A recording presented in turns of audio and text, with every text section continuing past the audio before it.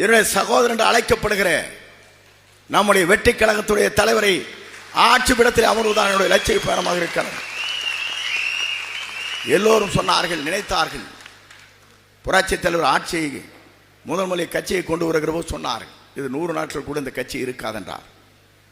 ஆனால் அவர் உயிருள்ளவரை தமிழ்நாட்டின் நிரந்தர முதலமைச்சர் 10,000 மைலுக்கு அப்பாலே சிகிச்சை பெறுகிற போது மீண்டும் தமிழ்நாட்டுடைய நிரந்தர முதலமைச்சர் என்ற வரலாற்றை படைத்தார். நான் எதற்காக சொல்லுவேன் சொன்னால், அதே நிலைதான் அம்மாவும் செய்து காட்டினார். அதே நிலை எதிர்காலத்தில் உருவாக போகிறது. எந்த சக்தியாலும் தமிழகத்திலே இவர் ஆட்சி பீடத்தில் அமர்வை தடுக்க இயலாது என்பதை நான் இந்த நேரத்திலே தெரிவித்துக் கொள்கிறேன். என்று சொன்னால், மக்கள் சக்தி ஒன்றாக இணைந்திருக்கிறது, புதரச்சம் பாய்ச்சப்பட்டிருக்கிறது.